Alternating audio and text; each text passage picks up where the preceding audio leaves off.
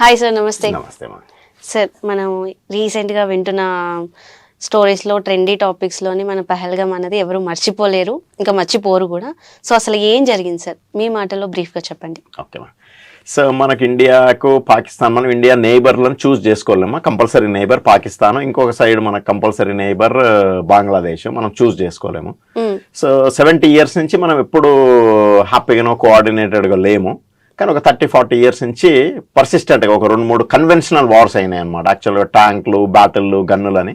So Pakistan ఒక 30-40 years back decide అయింది అనమాట. జనరల్ జియా ఉల్లాక్ ఉన్నప్పుడు కన్వెన్షనల్ వార్ ఇండియాతో గెలవలేము, so we will bleed India by 1000 cuts అన్నది వాళ్ళ ఫిలాసఫీ అనమాట. So that is continuing. How do you bleed India by 1000 cuts అంటే కంటిన్యూస్ టెర్రరిజం అనమాట. So that has been a policy.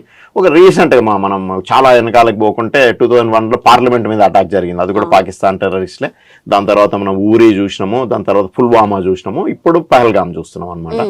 So India ఆ మధ్యలో మనము 2008లో బాంబే కూడా చూసినాం అనమాట. సో 2001లో ఉన్నప్పుడు యాక్చువల్గా నేషనలిస్ట్ వాజ్పేయి గవర్నమెంట్ ఉండే, కానీ ఇంటర్నేషనల్ ప్రెషర్ మనకి ఇప్పుడు ఉన్నంత వెయిట్ లేదు కాబట్టి ఏం చేయలేదు.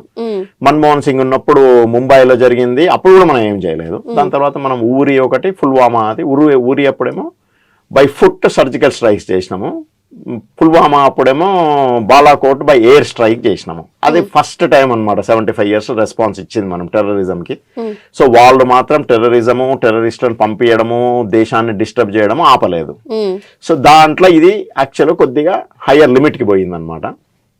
టోటల్ స్టోరీని మనం ఒక 5 పార్ట్లుగా డివైడ్ చేద్దామా. India which is a victim of terrorism, Pakistan which is sending terrorism. So ఇప్పుడు చేసిన ఇన్సిడెంట్ యాక్చువల్ గా పాకిస్తాన్ అయినా అంటే కాదు, there is a lot of backing from China. అది దాని తర్వాత ప్రపంచం అంతా ఏంటి, మళ్ళా ఇంకా 2 ప్లేయర్లు ఉన్నారనమాట. ఇండియాలో హాఫ్ ఎనిమీ ఉన్నారనమాట. మన మేజర్లు చెప్తున్నట్టు ఇండియా లోపలనే మనకు హాఫ్ ఎనిమీస్ ఉన్నారు. సో ఇంకా ఇదంతా కాక మన ఆసిఫ్ మునీర్ అన్న ఒక మనిషి ఇదంతటికి మెయిన్ పైవోట్ అనమాట. ఇదంతా ఎవరు, army chief of Pakistan. So ఇదంతా ఎట్లా జరిగింది అన్నది చూద్దాము. సో ఇప్పుడు బేసిక్ ఏం జరుగుతుందంటే Trump has got a very clear understanding అనమాట. ఇప్పుడు మనము ఎకనామిక్ గా చైనా అని ఆయన వచ్చి ఒక 4 years పాత 4 years అయింది, ఇప్పుడు వచ్చి 4 years లో కొత్తగా ఉంది. ఈ 4 years నేను ఈ 4 years అయిపోయే లోపల చైనాను ఎకనామిక్ గా దెబ్బతీయకుంటే ఉత్తి అమెరికానే కాదు, whole world production, manufacturing collapse అయిపోతుంది అనమాట. ఎందుకంటే వాళ్ళ దగ్గర మ్యానుఫ్యాక్చరింగ్ కెపాసిటీ ఎంత ఉందంటే ఇఫ్ ఒకటే ఒక సింపుల్ విషయం ఒకటి ఆలోచిద్దామా. BYD అన్న కార్లకి ఆయన చైనా ఇచ్చే రేటుకి ఇండియా, యూరోప్, అమెరికా యాక్సెస్ ఇచ్చింది అనుకోండి, వేరే ఎక్కడ ఏ ప్రపంచంలో కార్ కంపెనీలు మ్యానుఫ్యాక్చరింగ్ అవసరం లేదు. అన్ని రేంజ్ ఆఫ్ అది ఉంది, అంత చీప్ గా ప్రొడ్యూస్ చేస్తున్నాడు. ఒకవేళ ప్రపంచం అంతా ఓపెన్ చేసి కొన్నదనుకోండి, వాడు ఇంకా చీప్ గా ప్రొడ్యూస్ చేస్తాడు అనమాట. అట్లా స్టీల్ ఇండియా, యూరోప్, అమెరికా, వేరే దేశాలన్నిటికీ దేశంలో ఒక సంవత్సరానికి ప్రపంచానికి 100 kilos కావాలా అంటే ఇప్పుడే 150 kilos కెపాసిటీ ఉంది చైనాలో. సో ప్రపంచంలో అసలు స్టీల్ అన్నది ఫ్యాక్టరీలో అవసరం లేదనమాట. That is what China is a big dragon at the moment. So ఇప్పుడు ట్రంప్ సీరియస్ గా డిసైడ్ అయ్యిండ్రు, నెక్స్ట్ 1-2 years ఎకనామిక్ గా కిల్ చేయకుండా చైనాని, the world will get killed. So ఇప్పుడు టారిఫ్ వార్ జరుగుతుంది. చైనాకి క్లియర్గా అర్థమైంది. ఇప్పుడు మనం 1-2 వింటున్నాము, దాన్ని మ్యాగ్నిఫై చేద్దాం అనమాట. iPhone has clearly decided that it is not going to manufacture anything more in China by end of 2025. Every single bit ఏం మ్యానుఫ్యాక్చర్ చేస్తున్నారు దాంట్లో 80% ఇండియాలో ఉంటుంది, మిగతా 20% అదర్ దాన్ చైనా ఉంటుంది. అట్లా వేరేగా అందరు డిసైడ్ అవుతున్నారు అనమాట. సో ఇది జరిగి ఇప్పుడు ట్రేడ్ వార్ జరిగి అంత షిఫ్ట్ అయింది అనుకోండి, the way China is economic గా వెనక్కి పోతే ఇంకా 200-300 ఏళ్ళ వరకు మళ్ళీ పైకి రాలేదన్నమాట. సో ఇప్పుడు ఆయన సీరియస్ ప్లానింగ్ ఏంటి అంటే, ఫస్ట్ మా దగ్గర నుంచి మూవ్ కావద్దు, ఒకవేళ మూవ్ అయితే ఇండియాకి మూవ్ కావద్దు, వేరే దగ్గర ఎక్కడ మూవ్ అయినా కానీ నేను మ్యానిపులేట్ చేయగలుగుతాను మళ్ళీ వాళ్ళని, సింగపూర్ ఇంకొకటి అన్నది. సో ఏంటంటే ఇండియాలో డిస్టర్బెన్స్ జరిగి ఇండియా సేఫ్ ప్లేస్ కాదు అన్నది ప్రపంచానికి తెలియాలి. సో చైనా డైరెక్ట్ ఎప్పుడు ఇన్వాల్వ్ కాదు. So it is all Pakistan is a failed very cheap country. So basic ఇక్కడ ఏం జరిగిందంటే ఆసిఫ్ మునీర్ అన్నది మళ్ళీ వద్దాము.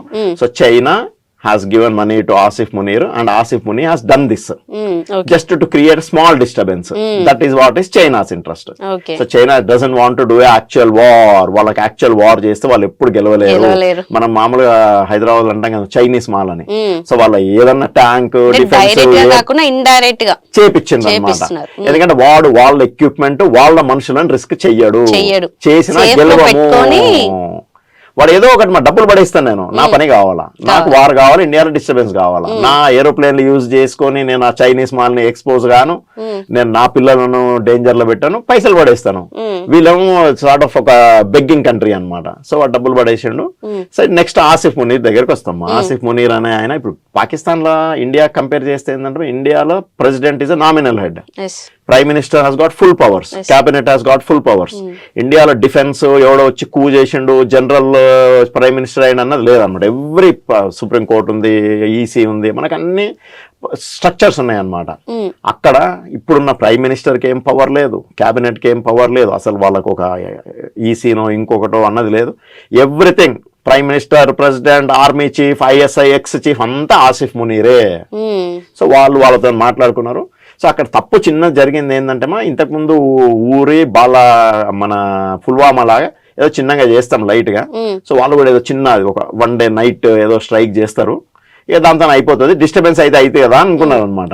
కానీ అక్కడ వాళ్ళు చేయడము, ఆ టెర్రరిస్ట్ కొద్దిగా ఓవర్ రియాక్ట్ కావడము, వాళ్ళు ఇట్లా గన్ పాయింట్ లో చంపడము, ఆ విజువల్స్ అది కొద్దిగా దారుణం అయిపోయింది అనమాట. అంటే రిలీజన్స్ అడగడము అవన్నీ కొంచెం మొత్తం హైలైట్, అంటే వాళ్ళు ఏదో చిన్నగా సృష్టిద్దాం అనుకున్నారు, కానీ తెలియకుండానే అది చాలా అందరికి గుర్తుండిపోయేలాగా చేశారు. వైలెన్స్ చేసేటప్పుడు కూడా ఎవరికైనా చెప్పినాం అనుకో కొట్టిరారా అన్నప్పుడు మనం మనకి ఎక్స్పెక్ట్ చేస్తాం అనమాట. ఆ మనిషికి చెప్పినాం కొట్టిరారా అని మనం మనసులో అనుకుంటాం అనమాట. కొట్టిరారా అంటే నా యాంగిల్ ఇట్లా కొట్టరా అన్నట్టు పోయి ఎట్లా కొడతారో మనకు తెలియదు కదా. అట్లా చైనా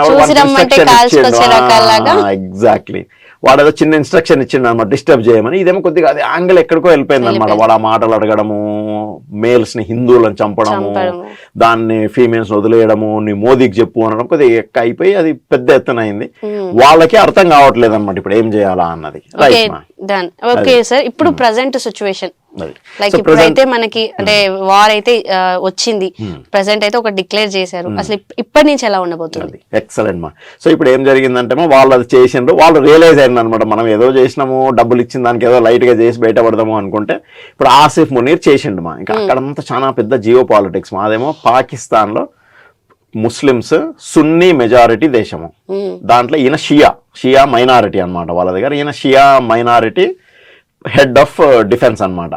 ఈయన యాక్చువల్ గా వీళ్ళు లుధియానా, జలంధర్ సంథింగ్ వీళ్ళ ఫాదర్ వెళ్ళిండ్రు. వీళ్ళ ఫాదర్ గవర్నమెంట్ ఉద్యోగి, కానీ మద్రసాలో టీచింగ్ చేస్తుండే, మళ్ళీ మాస్క్ లో కూడా ఉండే అనమాట. సో ఈయన ఎడ్యుకేషన్ అంతా 5 years 6 years వరకు మద్రసాలోనే జరిగింది. దాని తర్వాత మళ్ళీ ఎన్డీఏలోకి వచ్చి మళ్ళీ ఆర్మీలోకి వచ్చిండు. 2018 ఇమ్రాన్ ఖాన్ ఉన్నప్పుడు కూడా ఆయన మంచి రిలేషన్షిప్ ఉండే.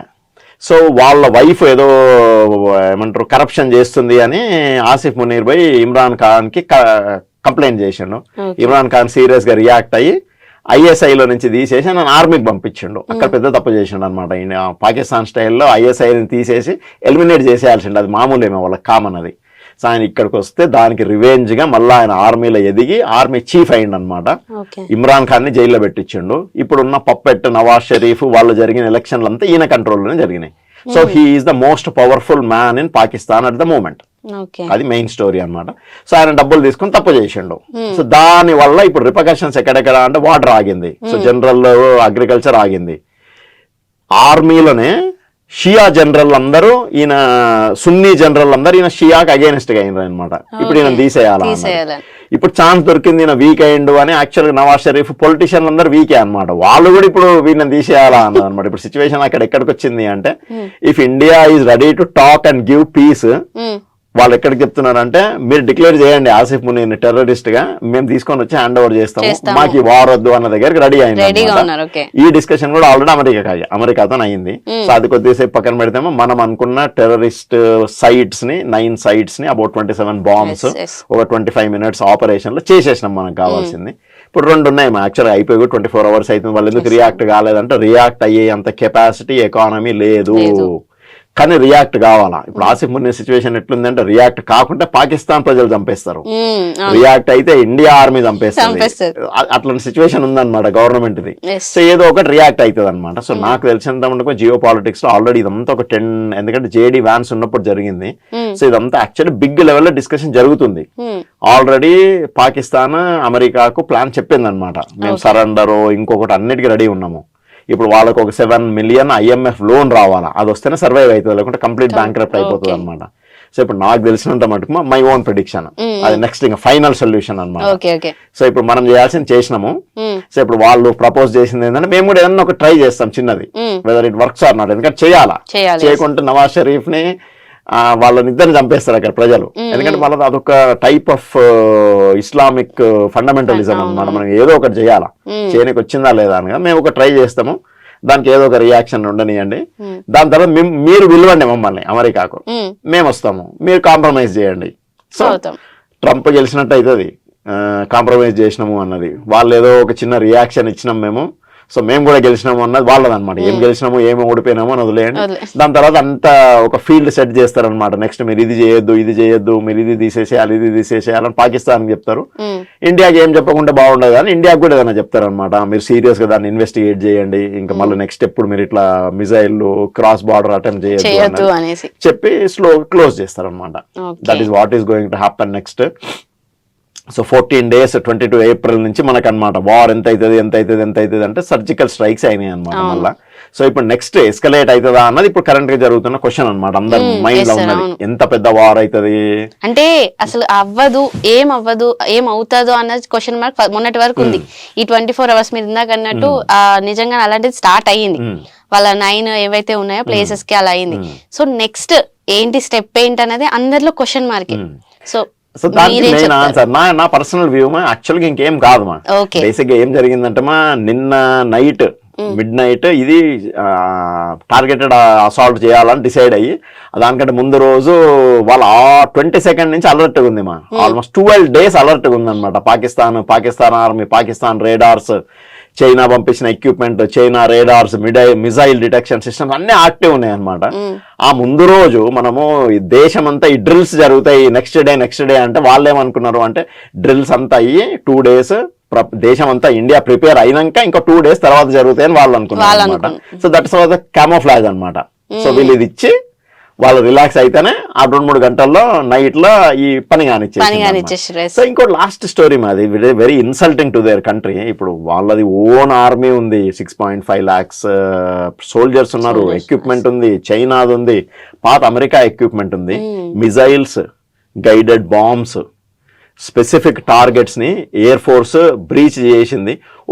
దాన్ని చిన్న 25 minutes వాళ్ళ ఎయిర్ స్పేస్ లో మన type of all bombs, missiles అన్ని ఉన్నాయి. ఒక్క సింగిల్ దాన్ని డిటెక్ట్ చేయలేకపోయినరు, ఒక్క సింగిల్ మిజైల్ నో ఫ్లైట్ నో ఆపలేకపోయినరు. సో వాళ్ళది కూడా అంటే నువ్వు ఎంత గ్రేట్నెస్ అంటే ఇంకోటి మా దాంట్లో గ్రేట్నెస్ చెప్పేది ఏంటంటే ఓన్లీ ఇండియా 3rd country అనమాట ఇంత ప్రెసిషన్ స్ట్రైక్ చేయగలిగిన capacity. America, Israel, India proven capability. ఇప్పుడు నెంబర్లు ఎక్కువ ఉన్నాయేమో వాళ్ళది. మన దగ్గర ఇప్పుడు 12-13 lakh సోల్జర్స్ ఉంటే చైనా దగ్గర 23 lakhs ఉన్నారు. ఎక్విప్మెంట్లు ఉన్నాయి మన దగ్గర ఒక 1200 ఫైటర్ జెట్స్ ఉంటే వాళ్ళ దగ్గర 5000 ఉన్నాయి. But it has never been proven, never been used in conflict అనమాట. సో మన దగ్గర ప్రూవన్ ఎబిలిటీ ఉందన్నమాట. ఈసారి దీంతో యాక్చువల్ వీఆర్ అనే జియో పొలిటికల్ హై టేబుల్ అనమాట. ఇంకా ఆ ప్రెసిషన్ స్ట్రైక్స్ అన్నది Israel is a specialist at doing this అనమాట. ఒక 26-300 అంతస్తుల లేకుంటే ఒక 30 అంతస్తుల బిల్డింగ్ ల ఒక స్పెసిఫిక్ ఫ్లాట్ 4th floor లో బి ఫ్లాట్ ని ఛేదించాలా అంటే ఛేదించగలిగే కెపాసిటీ ఓన్లీ అమెరికాకు, ఇజ్రాయెల్ కు ఉంది. ఇప్పుడు ఇండియాకు ఉంది ఆ కెపాసిటీ అని మనం ప్రూవ్ చేసాం. సో ఫైనల్ గా మీరు అడిగే క్వశ్చన్ ఏం జరుగుతుంది అంటే నా పర్సనల్ వ్యూ లో లైట్ గా ఒక చిన్నది ఒక అటెంప్ట్ జరుగుతుంది అనమాట. ఒక చిన్న మిజైల్ వేయడము, రాజస్థాన్ ఏ మనిషి లేని ఏరియాలో ఒక మిజైల్ వేయడము, ఒక ఎయిర్ ఫోర్స్ జెట్ రావడం ఏదో ట్రై చేస్తారు. సో దాని తర్వాత మనం ఒక రియాక్షన్ ఇస్తాము. సో వాళ్ళు డిక్లేర్ చేసేసుకుంటారు అనమాట. ఇప్పుడు యాక్చువల్ మనం చెప్తున్నాం 9 దగ్గర అటాక్ చేసినాం, ఇన్ని అయినాయి అని. వాళ్ళు అంటారు 9 లేదు, ఓన్లీ 5 ఓన్లీ సివిలియన్ లో మస్జిద్ జరిగిందంట అంటే 10 ఎప్పుడు నిజం ఒప్పుకోరు. సో వాళ్ళు ఏదో ఒకటి చేసినాము అంటారు, మనం దాన్ని డినై చేస్తాము, ఇంకా అక్కడికి అయిపోతుంది అనమాట. But Pakistan will never ever from now try to do అనమాట. ఆల్రెడీ బ్యాంక్రప్సీకి దగ్గరలో ఉంది. వాళ్ళ కెపాసిటీ లేదు. ఇన్ని రోజులు న్యూక్లియర్ అని భయపడిచ్చి గడిపేసినారు. ఇప్పుడు ఇంకా న్యూక్లియర్ ఉన్నా కొడతారు బయట ఇట్లా లోపలికి వచ్చి. అదేంటంటే ఓన్లీ పాకిస్తాన్ ఆక్యుపైడ్ కాశ్మీర్ లో జరగలేదు అనమాట ఈ attack. Actually hinterland of Pakistan, international border నుంచి 120 kilometers వాళ్ళ మెయిన్ హార్ట్ అనమాట. Punjab or Sindh part of Pakistan Punjab part of Pakistan లో జరిగింది అనమాట అటాక్ ఇది. So they have to be shameful అనమాట ఏం జరిగింది అన్నది. మనకి ఎట్లా అంటే ఒకవేళ ఇండియా పాకిస్తాన్ వార్ జరిగితే ఒక మిజైల్ వచ్చి ఢిల్లీలో పడ్డట్టు అనమాట.